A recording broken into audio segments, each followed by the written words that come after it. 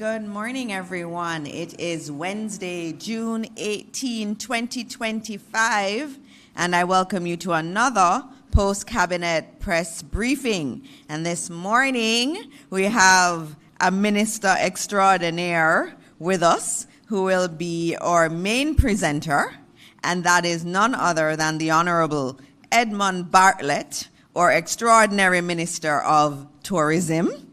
We also have with us today Senator the Honorable Delano Seavright, Minister of State in the Ministry of Tourism. We have Dr. Kassan Troop, the Permanent Secretary in the Ministry of Education, Skills, Youth and Information. We also have Jennifer Griffith, the Permanent Secretary in the Ministry of Tourism. And we also have with us Mrs. Terry Ann Thomas Gale, Acting Chief Education Officer. There's several heads of tourism agencies here and other senior members of the Ministry of Education, members of the media, Jamaicans watching at home and abroad. Another beautiful Wednesday good morning to you all. Now, as always, I start with some good news stories.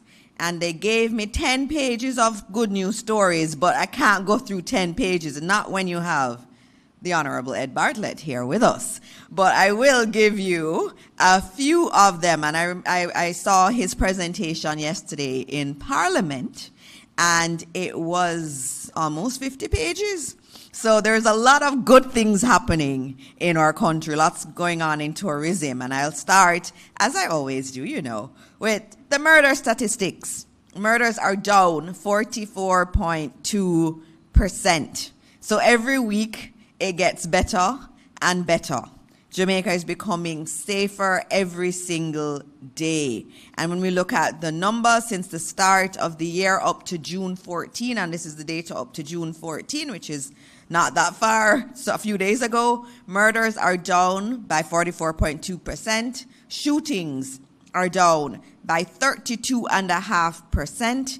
And overall major crimes are down by 18.8%. What it means is that in the same period, when we compare it to last year, 240 fewer Jamaicans have lost their lives to senseless violence. That's 240 people here who would not have been here but for the work of the JCF and the work of the administration. And so, as always, I put that first because that is a very important news story. And us getting safer and safer is important for us to celebrate as a country. The other item I'll highlight is the government's intensified fight against predial larceny with the launch of the Agricultural Protection Branch of the Jamaica Constabulary Force. And this new branch was officially launched on June 13. And the Minister of Agriculture, Fisheries and Mining, the Honorable Floyd Green, he welcomed the new branch, and he noted that this was a clear response to farmers' long-standing concerns about theft. So the APB, which is what we're calling it, will be structured around agricultural protection units spread across all of JCF's 5 area commands and covering 19 regions. And they're going to use intelligence-led policing, strategic patrols, community partnerships, and what I love, drone technology to improve detection, deterrence, and rapid response. They will also have motorbikes deployed to enhance mobility in rural, hard-to-reach areas. This is a big deal. Predial larceny is a big issue, and we are addressing it as we are addressing all the other elements of crime in Jamaica. And we should note that arrests for predial larceny rose by 78% in 2024. That means that work is already being done, and this new branch is going to enhance that work. The other one I will mention is the new forensic facility. And many of us remember the long wait for autopsies and us having to use private funeral homes in order to do them. Now we have a brand new forensic facility. It's called the Forensic Pathology Autopsy Suite at 149 Orange Street in downtown Kingston. It cost $680 million to construct, and this state-of-the-art facility will improve the timeliness and accuracy of post-mortem examinations. And of course, it will help to clear the backlog of cases that we have. The last one I will note before we bring up the esteemed Minister of Tourism is home ownership. It's a big issue on everybody's lips, and when you talk to young people especially, they tell you, I want to own a home. And so, effective June 16, 2025, that's 2 days ago, the National Housing Trust implemented the increased loan limits that were announced by the Prime Minister in his budget presentation 2 weeks early. So it should have come into effect in July, but it is now in effect 2 weeks early. And so, as you know, there are many different enhancement open market loans for an individual has moved up to $9 million. If it's 2 applicants, it's now $17 million. 3 co-applicants, $23 million. Also, they have increased build on own land loans, house lot loans, and there's also additional support for existing homeowners. And for those who want to fix up a house they already have, those limits have gone up. Also, coming July 1, the smart energy loan ceiling has increased, and that's a big one, from $1.5 million to $2.5 million. And you can use those to purchase solar panels, rainwater harvesting system, battery storage, and those interest rates are really low, 0 to 5%. And there's also expanded home grants for contributors with unfinished properties older than 2 years. And so we are doing our best to assist Jamaicans in home ownership or to fix up a house. And that is the last one I will do. I have so many more that are so exciting, but I'll have to stop there because this morning is especially special for me to have the Minister of Tourism here, the Honorable Ed Bartlett, who I will tell you is not just extraordinary in Jamaica, he is extraordinary all over the world. I remember going into a very far country and they asking me if I know Ed Bartlett. He is very well known around the world. He is seen as Mr. Tourism, not just for us, but for others. He's an innovator in tourism. He has created the term tourism resilience. He is the leader in that. And the world has come around to understand that that is important. And even more important for me, and especially for young ministers, he is someone who supports us nonstop. He is always there giving advice, and he doesn't have to, but he takes the time to mentor us. And I have had to rely on him quite a bit, and I am extremely grateful for it. And so when you see someone who's as esteemed as him but still finds the time to mentor young people, you know it's a special person. And so for me, gives me great, great pleasure to welcome this morning the Honorable Edmund Bartlett, our Minister of Tourism. Thank you very much, Minister, Senator, Doctor, the Honorable Minister of Education, Skills Training, Information, and so many very important things that are vital to human capital development in our country. The Honorable Dana, Morris Dixon. And I think that Jamaica is lucky to have you as minister at this time. We appreciate the work that you've been doing for us. Good morning, everyone. And I'm really delighted to share today with you excerpts from our performance at the Ministry of Tourism over the period. Certainly, I wanted to look at our stewardship in the last 9 years, and to indicate the level of impact that tourism has had on not just the broad economy, but more so the people, because that's really what we're about. We're about enabling people, facilitating development and creating pathway to progress. And also how communities themselves become deeply immersed in tourism activities, and in the end, to find a path for a circular economy where tourism feeds into the communities that are around it, and the community feeds back into the tourism plant and structures that are around it.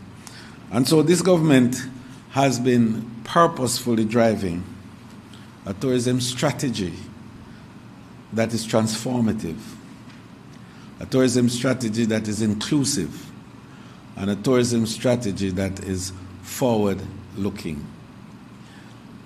And the inclusiveness deals primarily with human capital development. And our biggest achievement in the period has been the level of certification and the building of stackable credentials within the tourism industry. The issue of professionalizing the industry is at the heart of enabling a greater value added and for the workers of the industry to be greater beneficiaries of the fruits of the industry. And there are many who believe that by simply just asking for more pay, it means that, you're going to get more. You get more because we are able to produce more and to be more productive, and that we are able to tie your productivity to competence and also to validation. And validation comes through certification as a start, and then your competence flows thereafter. And the combination of certification and that enables you. Competence and certification enables you to reach the skies. It does two things for you. One, it gives you the options for mobility within your organization. And secondly, it gives you other options for portability, to be able to leave and go anywhere you want to go, anywhere in the world, and to practice your art. And that's what the government of Jamaica has been doing with the tourism sector over the period. And I established the Jamaica Center for Tourism Innovation. And that became the Pathway Training Certification Institute that allows for competent workers who are on the job in the hotels and elsewhere to be certified while they're there. So you never had a chance to go to high school. You never had a chance to go to university. You never had a chance to go to a community college. But you're competent. Over the last 10, 15, 20 years, you've become an A1 producer in your area. But your limit is confined to a certain space within the organization. There's no scope for mobility because you're not certified. So we go in, we partnered with the American Hotel and Lodging Institute and the American Culinary Federation and a number of other certifying agents, and we certify you. And now we are seeing where there is that level of mobility. And the final area that I wanted to deal with in terms of human capital development that we push is that it's not just about looking at the worker today. It's now understanding what the worker of tourism will be tomorrow. And so we had to think deeply and broaden our own perspective on what the labor market arrangements in tourism are going to look like, and to see what the current developments are and the trends that follow. And the current development in terms of digitization and virtualization and the whole business that AI and the Internet of Things in general is going to play a critical role in defining the experiences of the future in tourism, and require the workers of the industry to be not just au fait with these, but to be able to manipulate them and to use them to create the value added that is required. So the JCTI has been looking deeply at this, and our future lies there. Training and development. And then the incubator, the Tourism Innovation Incubator that we created to enable young people with ideas. No money, just ideas. And we recognize that the power of tourism is ideas. It's always what is new, what is fresh, what is different. What differentiates you as a destination from somewhere else? Why do I come to Jamaica and not go to another country? And it is because of the uniqueness of your presentation and your experience. And that comes from ideas, new ideas.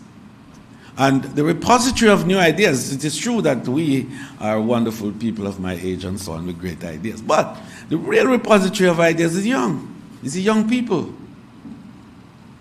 And so we established the Tourism Innovation Incubator to bring young people with ideas. And we put $100 million to assist in converting those ideas into material goods and services that will have a value and a price. And then we try to match these new ideas and skills with existing operators. And those that can't be matched with them, we provide startup arrangements for. So you can start your own business. And we're very proud of the outcomes of that so far. And it is going to go further. And yesterday I spoke about Dr. Chambers and his exciting new tourism and health experience, which is now operational in Montego Bay. So we think that the young people in the high schools, and I'm very happy that Minister Dana's team are here, because the Ministry of Education has been a key partner with tourism to roll out these critical human capital development projects. And the high schools have been another incubator. And we're very pleased that in the last 5 years, and it was truncated a bit by COVID, we understand, but we came back with a bang in the last 2 years, and now we're about to graduate nearly 300 students who will have certification in hotel management and customer service. So what we're creating now is the entry level into tourism from the feeder institutions, the high school, being fully geared to train and present the new workers in the industry. The second area that we wanted to focus on was how we were able to link tourism with the daily economic arrangements that enable prosperity. And we had the Tourism Enhancement Fund in the past, a fund, and it changed. We morphed it into an agency in 2017. And since then, we've built out the TEF to become the driver of inclusive tourism through the linkages network that was established. And so we found 5 critical areas that we will drive. 1, gastronomy, food. 42% of the expenditure of a visitor is on food. So if you want to really make resource flow into your space and stay, build out your capacity to supply the food requirements of the tourists. And so we moved very hard on that. And we worked with the farmers. We established also a platform for them, a special platform called Alex, that allowed them to connect directly with the hotels to sell their produce from their fields. So the farmer in Flagaman, with his iPhone, calls the purveyors in Iberia Star, makes the transaction, and with a little luck with PayPal, gets paid immediately, and the food is delivered fresh to the storeroom of the hotels. And that has happened, and those small farmers, 3 acres, 1.5 acres. Not the big guys, because the big guys are out there supplying also, but the little guys now. And they have in 1 year, so far this year, over $450 million of trading has happened on that platform between those small farmers, the little farmer, and the hotels. And since we have started, it's nearly $2 billion that have traded overall. We're expanding this. And we are now going to plant out 2,000 lime trees, because lime is a big item of demand in tourism. And not available, we have to be importing lime. So 2,000 trees are now being planted. Strawberry was a big issue. And we used to import heavily strawberry. Now strawberry is supplied to the tourists by Jamaicans. Last night I was with one of our big strawberry producers who is a beneficiary of the Tourism Enhancement Program. He gave me a nice basket. We are now supplying these things. So what we want to do is to scale up these operations. And our Prime Minister has been very strong on the issue of long-term contracts to be developed between farmers and the hoteliers. And manufacturers too, for other items of like bedding and so on and so forth. And we are there with them. And I had the discussions with the partners, and they have agreed that they will do these long-term contracts. So we're saying that the new thrust in the next round is going to be an all-out assault on the supply side of tourism. The wealth of tourism is in the supply side. And if we can supply the food that is required, and that's the first item, then we have health and wellness. It's another big area. Spas. We have two of the finest in the world, Milk River and Bath. We have interest in it by investors, but we want to make sure in this round we're strong on there. But the value of our rich biodiversity has to be exploited more to create the nutraceuticals, right? So that you have the soaps and the oils and the wraps and all the herbs and the impact of it. That's what is powerful. And the visitors come for health and wellness, and we can provide. That's a huge market, and Jamaica is going to tap heavily into that new market. And then we have the area of entertainment and sports, and Jamaica is the champion. And we're going to be driving that harder. We've started. We now have Usain Bolt as our ambassador for tourism worldwide. And that's a signal that we're making. But we have to get investment in the infrastructure for tourism. We have to build some more stadia. We have to build some more performing arts centers and so on across. But we are doing the basics that are necessary.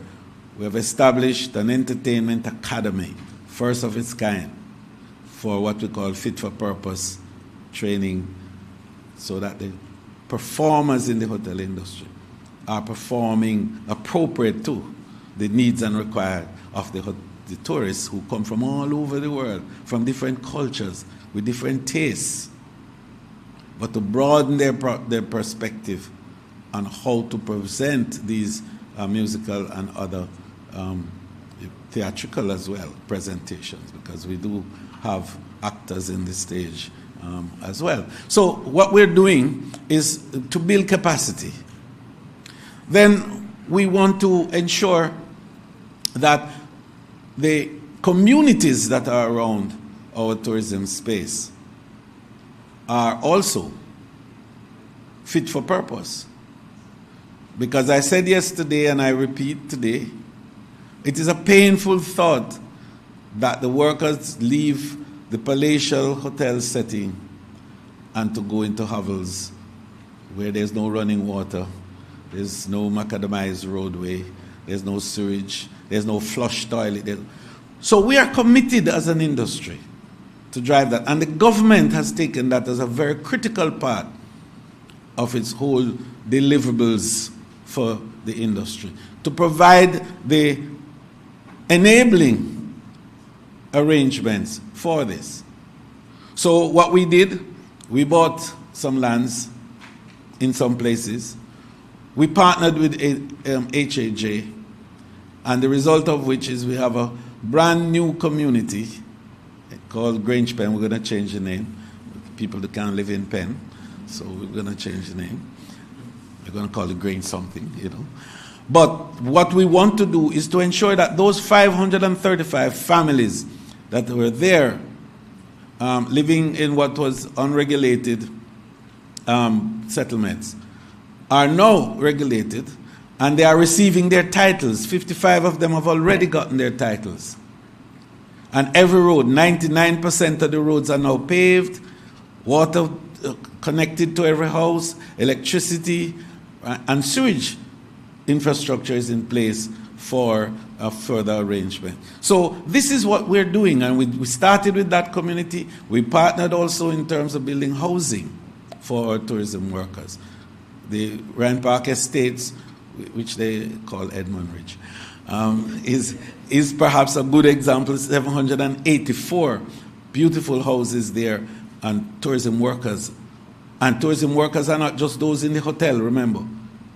It's everybody else. It's the Juta driver, the taxi man, you know, it's the vendors in the craft market, you name them. These are tourism workers. The hotel workers are a part of the tourism workforce. And the airport workers are tourism workers. 90% of the activities at the airport is about tourism. And the port workers who deal with the cruise arrangement, they are tourism workers. And so they are qualified there. And so we are driving that to enable. But then we have a legislative arrangement that will support this. And we have also the buying of our hotel partners, which is the big part of it, so that over the next 5 years, 2,000 new houses will be built by hotels for their workers and families.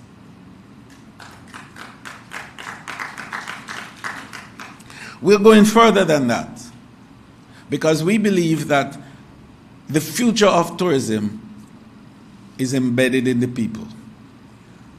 And so every act that we take must bring Jamaicans first. And so we have established a new mantra for the next round: Jamaica first. And all of these training activities that we're talking about, all of these legal arrangements, and yesterday we spoke about legislative reforms, that we are revising the tourism, the JTB Act, that we are looking at a whole slew of strategic policy framework adjustments to respond to the changes that are taking place in the global space, to respond also to the cognitive systems that are now going to influence and determine what tourism is going to look like. And there are no laws now that are supporting the new dynamics of digitization in tourism. When changes in business models occur, like Airbnb and the whole business of, you know, the sharing economy overall, there has to be a legislative adjustment to respond to that. And so that's part of the review that we are doing at this time. So what we're trying to enable is a new tourism, and for the workers, for the communities, and for the investors to all have an opportunity to thrive and to grow. So the theme for this year is that we want to thrive in 25. Yeah. Now, the final area that I wanted to touch on with you has to do with our proposed expansion. In fact, there are two areas, not just one in the final discussion, two areas. One is the whole area of expanding the tourism social safety net. And we are the first and only government to have looked in this manner at the future and to future-proof the social security of a tourism worker. The pension plan, the comprehensive tourism pension plan, which is a world-class, in fact, a first in the world. Jamaica has led the world in this. We are the only tourism country in the Americas to have a comprehensive pension plan for every category of worker in the industry. And Prime Minister Andrew Holness gave $1 billion through finance and TEF to seed this fund. So the fund began with 1 billion Jamaican dollars. And the purpose of that billion was to enable workers who were 59 years old at the time when they applied and would only have 6 years more of active working life before they are pensionable, to allow them to get the same pension of $225,000 that we had designated as if they had started with the policy when they were 18 years old. So to date, in 2 years since the pension has been established, over 10,000 applications, and we have saved $4.3 billion in the fund. Now, the potential of this fund is enormous.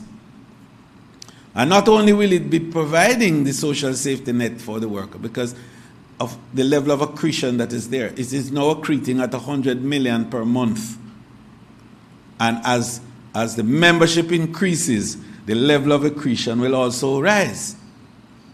So we see this as being potentially the largest pool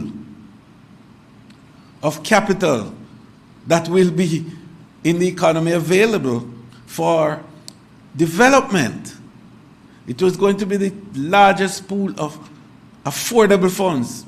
Some people say cheap funds, but we don't say cheap funds. We say affordable funds.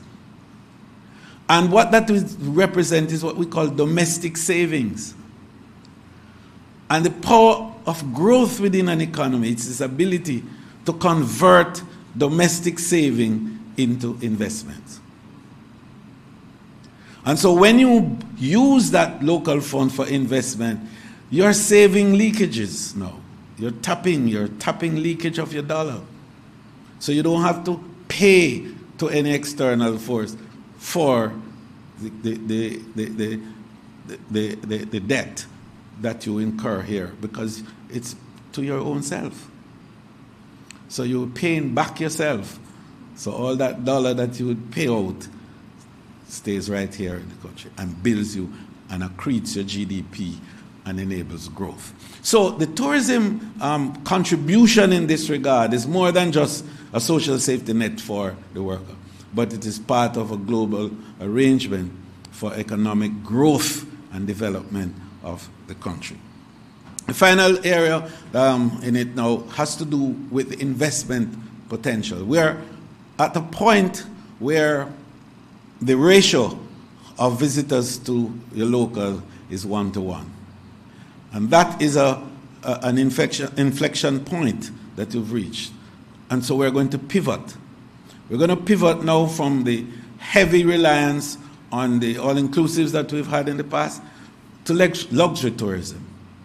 And already we have 6 mega developments that are coming on stream or already on stream that is going to respond fully to that pivot. And we have the Pinnacle development in Montego Bay, which is seen as part of the Little Dubai that you're creating, 4 luxury towers at a high end. We have an investment to break ground for in Paradise in Savlamar. That's a mega with a brand that is a top-class brand. We have Bahia Principe that's going to be expanding with Hyatt to create another luxury element of nearly 350 units, just luxury, in addition to their other 1,000 units, yes, that are going to be for mixed purposes. Then we have Palladium that's going to have 900 luxury rooms. Then we have the expansion of Unicorn to bring Hard Rock and another high-end facility. And then Moon Palace is going to create a 33-story facility with luxury, and also to build out the concept that I spoke about earlier of the circular economy. So we want to create a new township in Rose Hall around that. Now, of those 6, and Harmony Cove, yes, and Harmony Cove. So that's the 6. And that will change the game for us. Jamaica now enjoys a good ADR, no question about that. But with this pivot, it will expand even more. But it's going to require some new skill sets too. Because at that end of luxury, it requires a new type of skill sets to deal with. Casino gaming is coming in November of this year. And that will also be expanded. We will end up with about 4 casino facilities embedded in the IRDs, that is the Integrated Resort Development concept. Jamaica is ready to take off, to drive new areas of growth, to enable economic prosperity to reach the average man. And tourism is the vehicle, and we have to do it. And we will do it because we choose Jamaica. Thank you.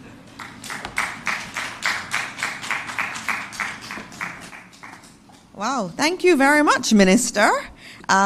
We are going to open up for questions, but I should note that we do have some individuals from the Ministry of Education who are here who will present on some of the literacy initiatives that we have. There was a question last week that came from one of our favorite reporters on that area, and so we're going to be talking about that afterwards. So, Naomi, let's start with the questions for Minister Bartlett. Good morning, ministers, and I hope you're having a wonderful Wednesday morning.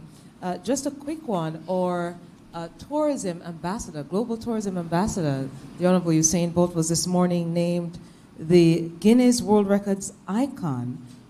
So congratulations to him. Yeah, Minister. very good. A question. That is, he's doing a junket in Europe, and so he's really having a wonderful time, and certainly naming him ambassador. In fact, I saw a question last time when he was at the function naming him. What really is the scope of his role, if you could just say that? And a question coming from online, I see Mahiri here, but I just wanted to wrap those up since we mentioned Hussein at the start. The Airbnb sector, Minister, someone wanted an update in terms of will there be regulations for that? So at the Honorable Usain Bolt in terms of his scope and the Airbnb sector. Yes. Okay, so first of all, the easy, nice one is Usain Bolt, of course. I think Jamaica is very well placed to drive a new perspective on global recognition through the Honorable Usain Bolt. He really is an icon and is globally regarded so. And so we are very excited about working with him to expand Jamaica's brand impact worldwide. And we see where he's going to share with us in a number of key market activities. He's just signed off to do a special ad. I was able to look at the mock-up, if you call it that, for it in New York a couple of days ago. So shortly we'll see him in an ad promoting Jamaica's tourism.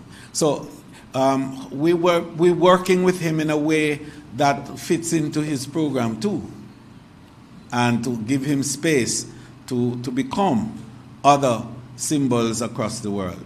I see also that Serbia is using his image and so on for the Expo 27.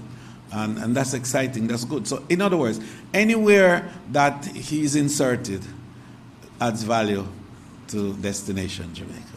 And we're excited about that. The issue of the sharing economy. And people colloquially say Airbnb to describe what is the sharing economy. And perhaps it's right. It's just like Uber, to deal with that element of it. But what the sharing economy is a dynamic business form that has emerged in tourism, that has sought to democratize the accommodation subsector. And it flow a lot into the new technological changes as well. And so we have to look at how to enable destination assurance to be guaranteed to all the users of the Airbnb facility, say, for example. And so what we're looking at is to enable a participation by all in this process of securing Jamaica as a safe, secure, and seamless destination. And so we have to participate. Everyone has to participate in it. And Airbnb is prepared to. We had discussions with them already. As a matter of fact, I just want to boast a little bit, if you allow me to. Because I am their poster boy. All right. Yes, because I am the one who made Airbnb get global recognition when established hotel cartels in some parts were trying to destroy the new business model that emerged. At the time, I was chair of the Global Tourism UN Executive Council for affiliates. And so I had the responsibility of determining whether or not Airbnb was accepted. And I fought hard and told them as chairman, we are a private sector at the time I was. Because that was during the interregnum, when I was on sabbatical for 4 years. Remember that time? Yes. So I used the position to indicate that we are private sector and we are about innovation. And why are you stopping innovation? And so since then, they have looked at me differently. And Jamaica was the first place that they actually came. And we have an MOU with them. So we are working through a mechanism to make it painless for the local participants. But the participation must be there because we have to secure the integrity of the destination. Thank you so much, Minister, for that comprehensive response. I think there's a lot in terms of dissecting a news value from that as well. All right, Mahiri, I see you chomping at the bits. All right, let's have you.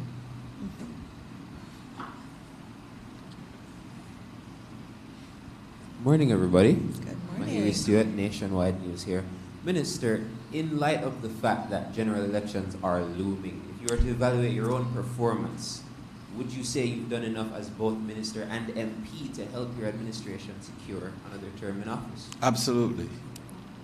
Without equivocation or fear of contradiction. Nice. Yes.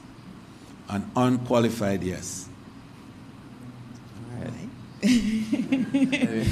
That's a very simple answer. Very Right, straightforward. Well, both of you, I guess my next question would be, in light of Monday's squall winds we saw bring some damage to certain areas of the country, how prepared are your sectors for the upcoming hurricane season? Oh, very good question. You heard the minister said earlier that perhaps we coined the term tourism resilience. Resilience is at the heart of the capacity to respond to disruptions such as you mentioned. And one ministry that is prepared is our tourism ministry here in Jamaica.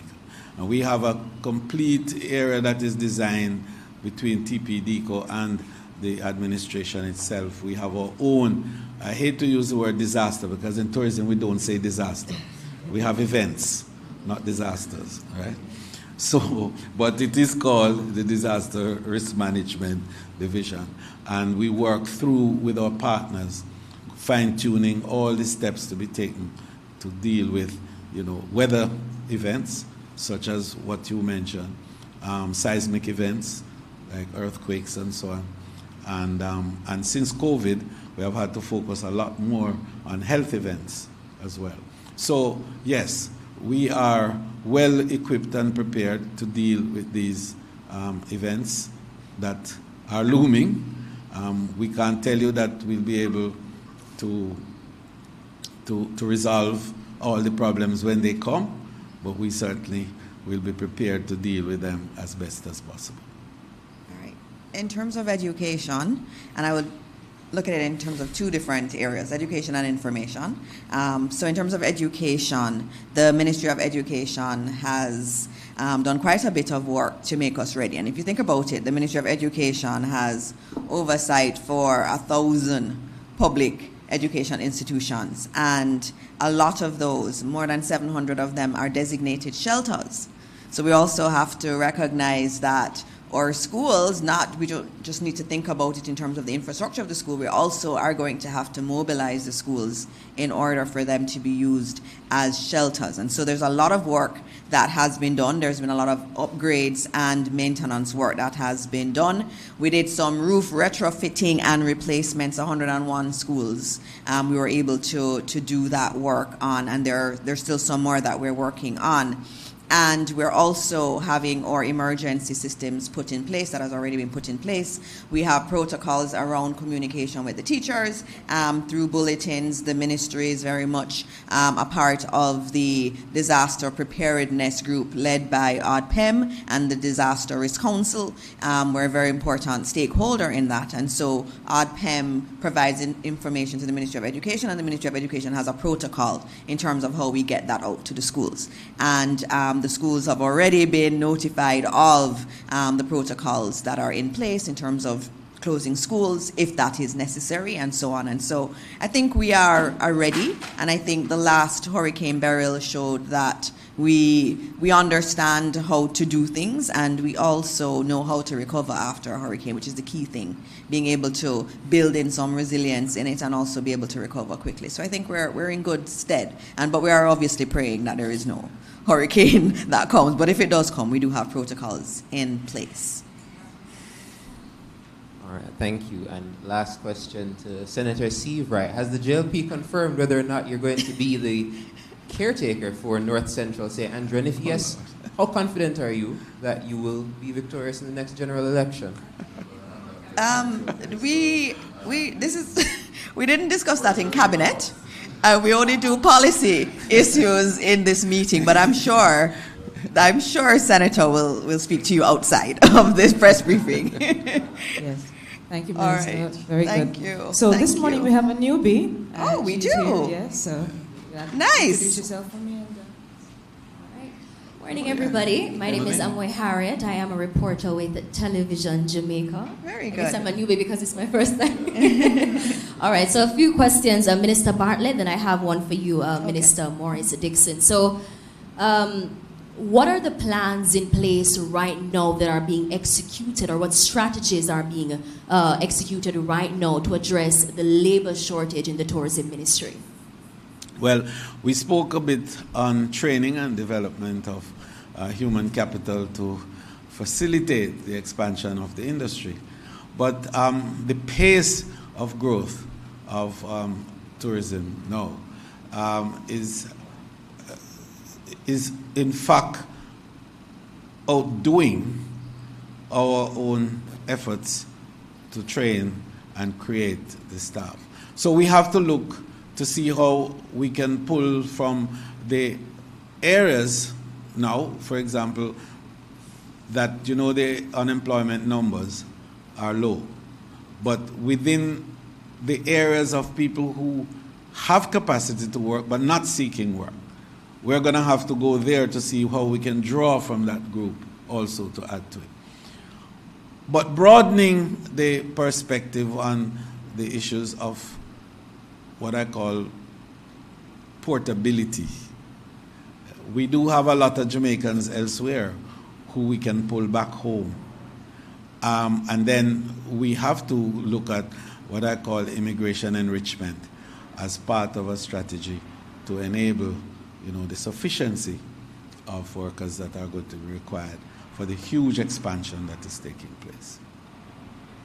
All right, Minister. So, according to TripAdvisor, last year, the Dominican Republic was the most visited country in the Caribbean, and the exact figure that they gave was 8.5 million visitors, and then Jamaica followed with 2.9.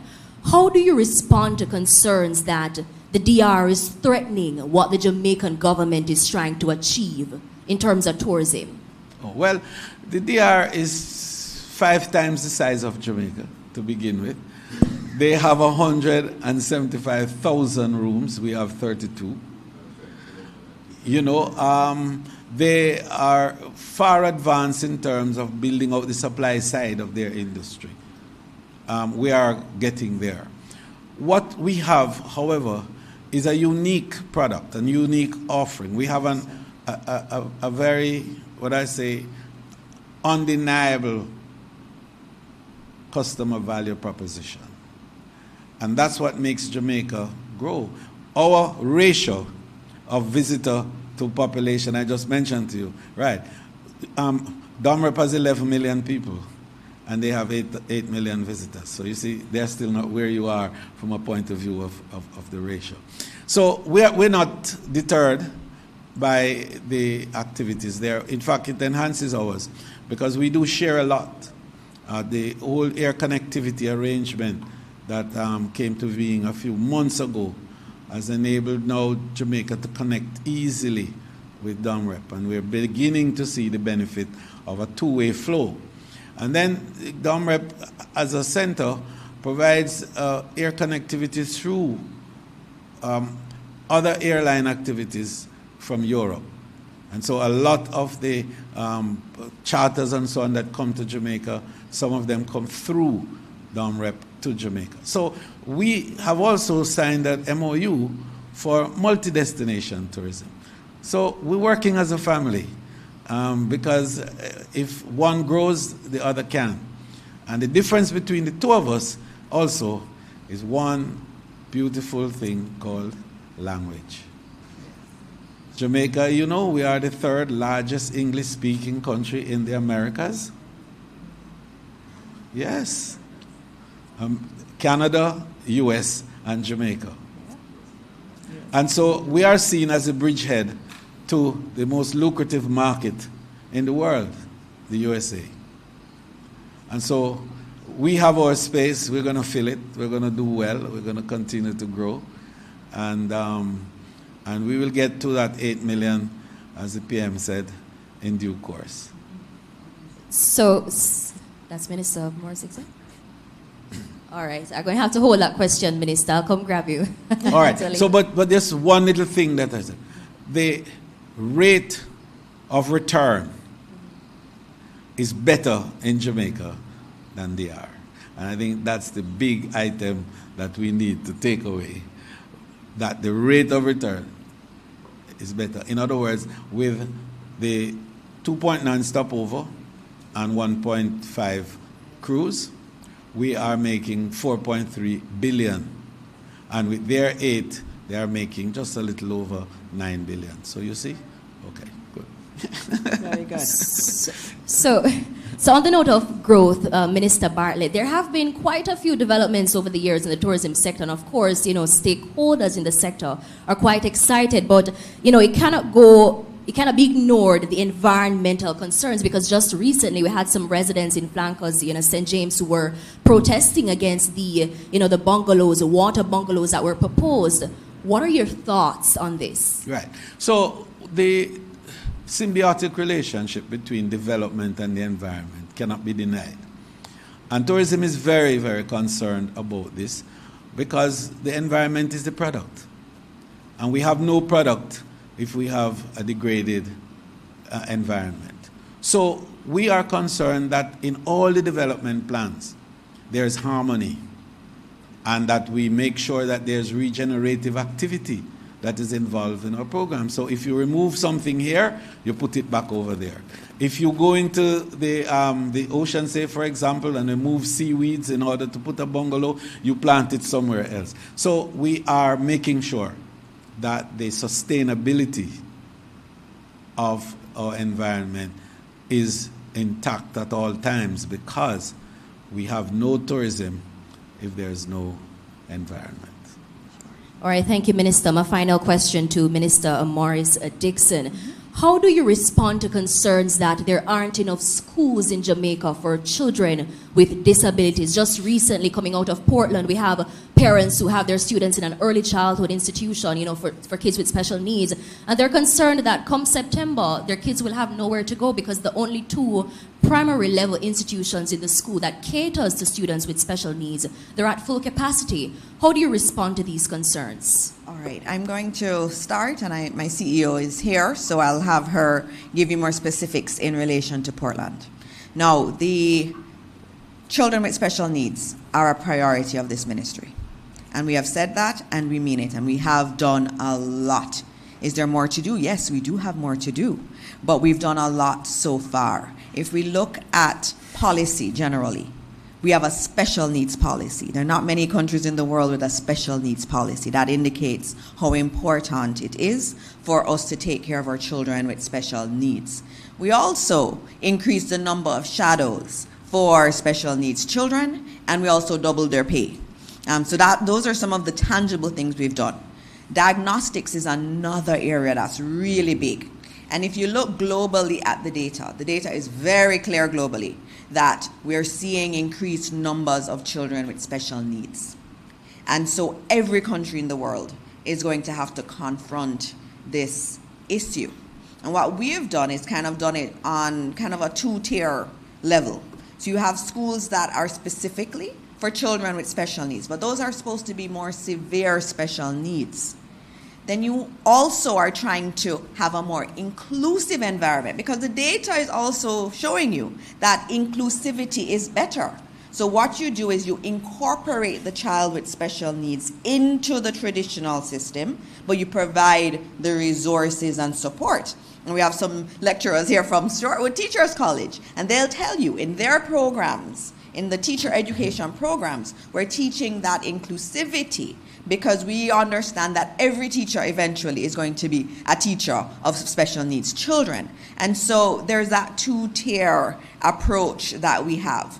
We also have to deal with diagnostics, because we have to diagnose these issues, and that's been a big issue. And that's why in Portland this very year, we will be having a new diagnostic center to better identify children with special needs and therefore be able to put them in the right environment that is for them. So that's generally on the policy side. I don't know if you want to add anything on Portland, but there's a lot of work, and I think as a country we're going to have to talk a little bit more about it. Which children do we put in the specialized institutions, and which ones we incorporate, and how integrate, and how do you integrate? And what kind of training do we need to give to the teachers? And as I was at one school recently, I was sitting with the teachers, and the teachers were saying, we recognize that we have children in our class with ADHD, maybe dyslexia and other issues, and we would like you to give us more training in terms of how we handle special needs. I've been at classes in one of our primary schools in downtown Kingston, where you see the teacher doing that inclusive approach. So she has the children grouped into 3 different groups. Some of them have learning challenges, and then you have a very fast group, but then you have a middle group. And she would tailor her lesson to all 3 groups. And the classwork that was given was different for each 3 groups of children. And so that was inclusivity in action. And that's what we want to do more of. We obviously have to do a little bit more of the training that's necessary for that. And the ministry is doing a lot of that work, and the teacher training institutions are integral to that. And again, another plug for Shortwood Teachers College. A few months ago, they had a big symposium on special education, looking at how you incorporate it more. All of their students were a part of it because they are all learning how to deal with children with special needs. Do you need more answers? Or we can give you after. All right. Okay. All righty. Well, Minister, thank you so much. Comprehensive answer. And Amoy, thank you for and Amoy, we should note, Amoy is a Prime Minister Youth Awardee nominee. Absolutely. So congratulations to her. And it's good to see you here at Post Cabinet Press Briefing. Come again anytime. Yes. And as I always say, Yes. any question that's asked by the media, we answer it here. We're very open as an administration. I like So how she sounds. please, please note that. Come again. Well, All Minister, right. Amoy's question is a great segue to what everybody in Jamaica is asking this week. When is PEP coming out? All right, thank you. All right. That's a big Minister, story. Minister Bartlett, I'm sure you'd love to know this. Yes, very All right, much so. so today is grade 4 PEP. Tomorrow is also grade 4 PEP, so I'll start with that, and I wish all of our students the best. Said a special prayer for them this morning, but I know they can do it. They've been well prepared for it. PEP results, PEP 6 results, will be distributed this Friday. All right. 2 days from now. We will start by opening up the portal to the schools at 11 a.m.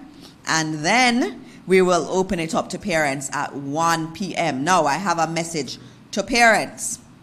Only 10,000 parents of the 30-odd thousand children have registered on the portal to see their children's grades. Where are the other 20-something thousand parents? Where are you?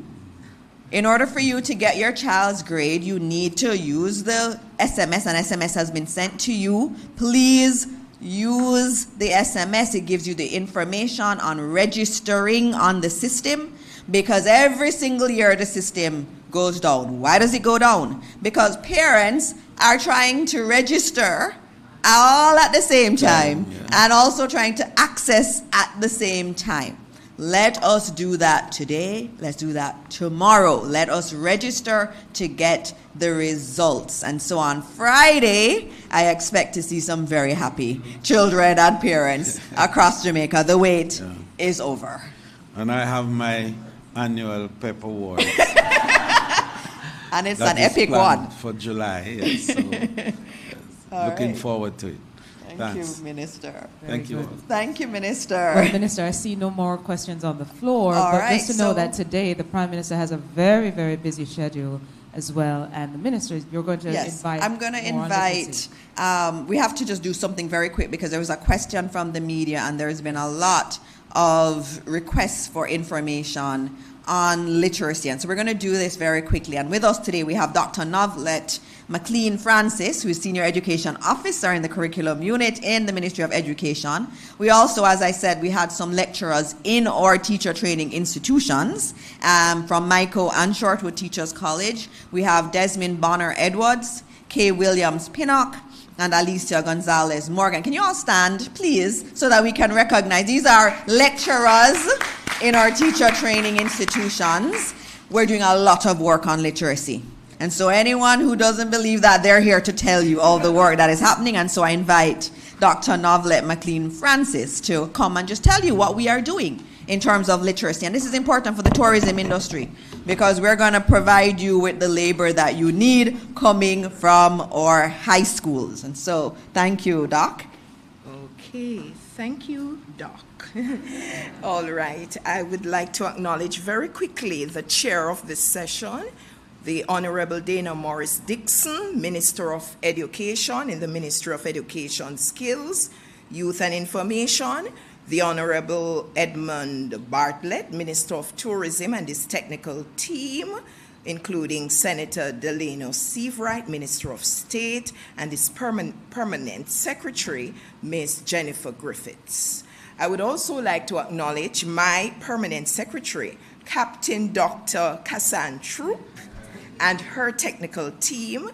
I would also like to acknowledge my CU acting, Mrs. Terry Ann Thomas Gale, and my DCU, Curriculum and Support Services, Mrs. Winnie Berry, who is here with us today, and of course our partners from the teachers' colleges who are early reading trainers in this intervention that I have. I'm so happy that they're with me today. Members of the media, other distinguished ladies and gentlemen, good morning. So I would like to share with you today that the ministry has embarked upon a general and national reading initiative. And I would just like to state for the record that the ministry is completely committed to improving literacy. So this is just one step in improving literacy in Jamaica. I would also like to state for the record that the ministry recognizes the work of our teachers. And so this intervention is not aimed in any way to undermine the quality of our teachers and the sacrifices that they have made to improve our system, because there are many factors outside of education that impact our students. And some of these have whether a direct or indirect bearing on reading. So today I will be primarily talking to you about our early grade reading teacher training workshops, which are on stream to hit us full force coming Monday, June 23. And these will run until July 1. All 3 grades, grades 1, 2, and 3. And so very quickly, what are the aims of this intervention? So for the early reading, our aim as a ministry is to support or to retool our teachers, not to teach them reading. They have been to college, they have been to university. So essentially we are retooling them in effectively implementing the reading program in our national standards curriculum. So this is not a new thing. Our curriculum has been around. It was in the schools from 2016 and officially put in the system in 2018, printed versions, online versions. Also to explore what we call an integrated reading framework to make it more explicit. It was always there, but sort of implicit. And so in this intervention, we hope to make this reading framework explicit with its attendant approaches and strategies that will be promoted via our early reading training. Also for teachers to share their challenges. We know some of them, but we want to hear from them. That will be addressed in this intervention. We hope to review some of the components and principles of reading to make certain that everyone is on the same page, and to help them to demonstrate their competence in integrating the different components, strands, and strategies of reading. Also, we want to help them to plan and implement meaningful reading interventions. We heard earlier about special education needs and the inclusive classrooms. So outside of our special education institutions, in our regular classroom, we have some students who have some special needs that would not require them to be out of the regular system, but the teachers need to be equipped. And we have been doing work. The special education unit has been working with our schools, but we want to help them to plan some of these interventions and also to use data to assist them even as they plan these interventions so that they can track the progress of students. And we have instruments in place, some that were developed under the USAID Jamaica Basic Education Project that we will be introducing fully. Some schools do have them, but system-wide to make them available to our schools. And also to look at what I call the modified NSC grades 1 to 3 scope and sequence. So in the curriculum, we do have objectives on the different strands of reading. And for this training, what we have done to make it easier for our teachers is to pull out all of these objectives into one document. And also with our ears on the ground, we have made some modifications that should make planning easier for our teachers. And also to bring our media services unit on board, who will be introducing to our teachers, and some of the schools are aware already, certain tools and strategies and resources that are AI enabled to enhance instruction. So at our trainers workshop that was held last week, and our trainers, some of them they're here, they were blown away by what the media services has done to books like the LMW series, the language material workshop books that have been in the system for many years, but they have enhanced them. And so if we were blown away as adults, you can imagine the teachers. I would just like to share with you very briefly our partners in this intervention. So we have our core curriculum unit. Well, we're not we are the main people, but we have the Teachers Colleges of Jamaica, We have the tertiary unit of the ministry, the standards development unit, and which is the school improvement branch aspect of it, media services unit, the creative language-based learning, which is an organization devoted to making reading better, and we have partnered with them. Our national literacy team that also works with our regions, which involves our teachers and officers and lecturers also, and everyone. The planning, evaluation, and monitoring unit, they were at our trainers workshop, and they will be at our teachers workshop. The special education unit, and they will be doing a webinar with our teachers. We couldn't do everything in the training given the time, and we can't keep our teachers till 5 or 6 o'clock like our trainers, and therefore some of the things are through electronic material that the teachers can use on an ongoing basis. And of course the Jamaica Library Service. So there you have it. We have many partners on board. And just a quick background. We are aware of the reading challenges, and some of them are caused by different events, as our minister said earlier.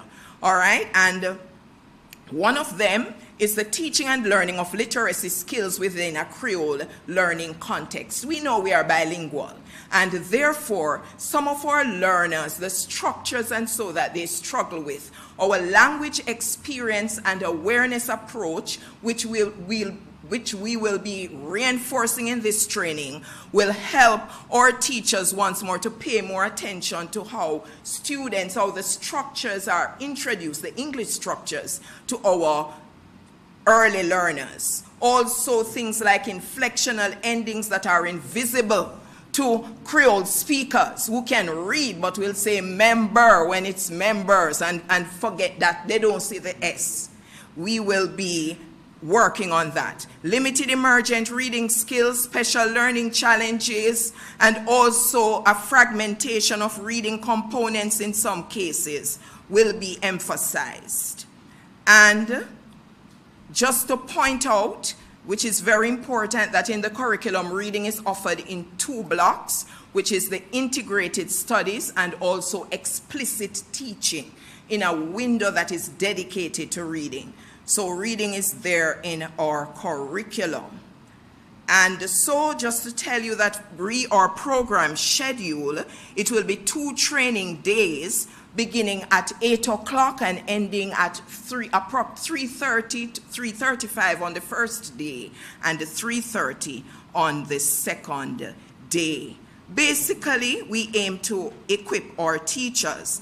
Now, I just want to share with you, as we said, that it's a national intervention. So we'll also be looking at 4 to 6, 7 to 9, doing ongoing training with our 1 to 3 teachers, because this is just a start. And that's it. There's much more, but in the interest of time, thank you. Thank you very much, Doc. And so we have said that we were going to be timetabling reading for grade 1 to 3. That is happening in September. And that is why all this training is happening. We don't say we're going to do things and then we don't put the infrastructure and the plans in place. And that is what we're explaining in terms of the training that is happening.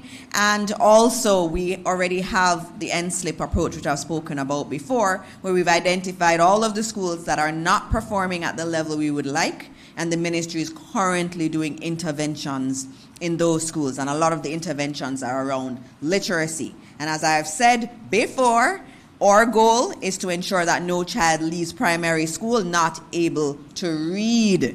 And that is what we are aiming for, all of the system. And so, Doc, I thank you for sharing with us what is happening there. Naomi, I think I'm going to close out.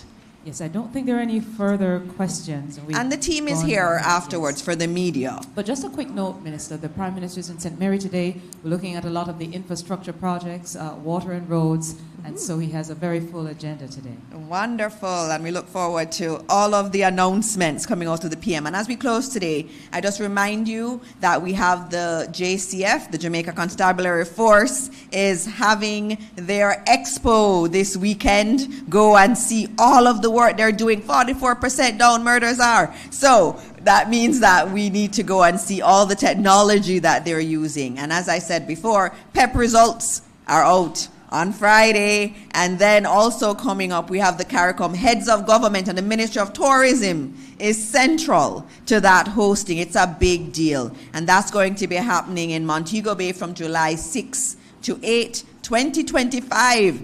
And it will be led by the incoming chair of CARICOM, who is our Prime Minister, Dr. the Most Honorable Andrew Holness. And so we look forward to that. That's going to be a big deal. All of CARICOM, all of the Caribbean will be here in Jamaica, in Montego Bay. And so as we close off, I again tell you thank you for being with us this Wednesday morning. We're always here to listen to the media, answer the questions from the media, no matter how hard they are. And we look forward to continuing that work with the media.